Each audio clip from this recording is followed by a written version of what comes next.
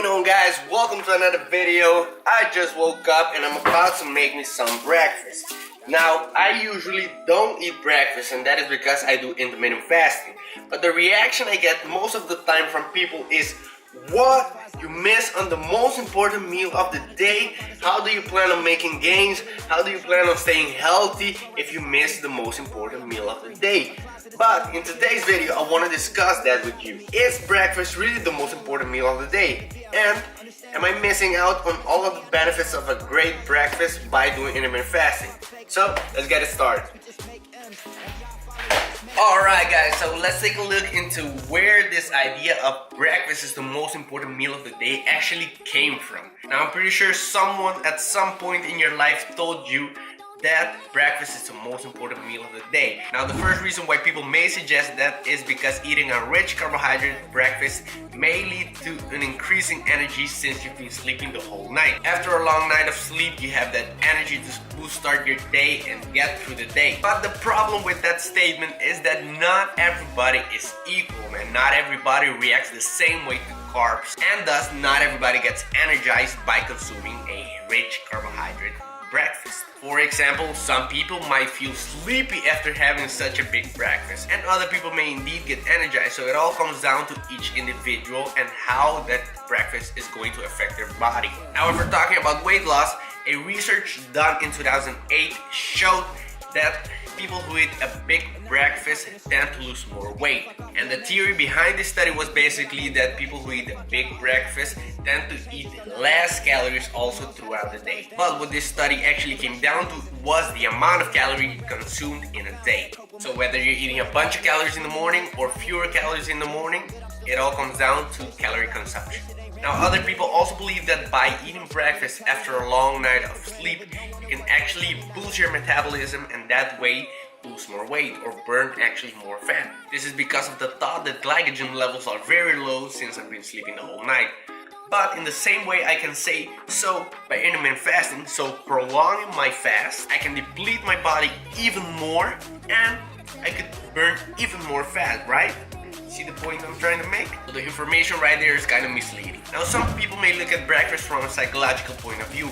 For them, having the breakfast early in the morning sets them right through the day, and they might think that they will speed up their metabolism by doing so. However, we've seen that research has shown that eating breakfast in the morning has no direct impact on their metabolism and on weight loss. Another thing is that people believe that meal frequency is also a thing, and that by eating breakfast and having multiple meals a day, you will actually lose more weight. But again, no evidence has actually been found in meal frequency and improved weight loss. So guys, I think that by now we can say that there's nothing really special about breakfast. Whether you still want to eat breakfast because of the psychological effects it has on you, or maybe it gives you a boost of energy, then you're free to do so. Or if you just want to skip on it, then you're also free to do so. Now, I personally do intermittent fasting, so I don't eat early in the morning. I skip my breakfast and eat around 12 o'clock. Now, one of the main disadvantages of having breakfast early in the morning is that you create a big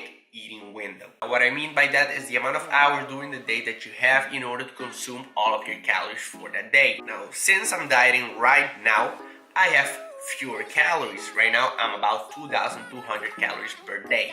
So, if I start eating my calories at breakfast at 7 o'clock, for example, by the time I came home and went to the gym and everything, I wouldn't have that many calories left.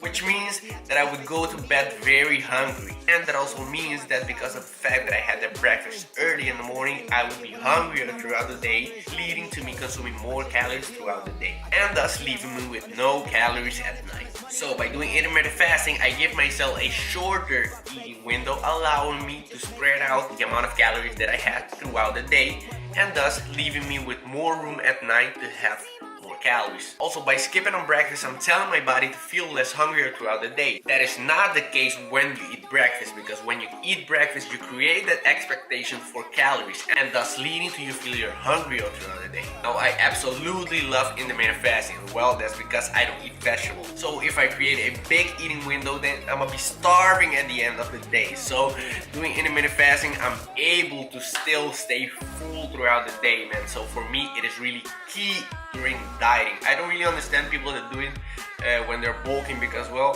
while bulking you have tons and tons of calories. So I think the main reason that they do it is just to limit the amount of fat that they put on.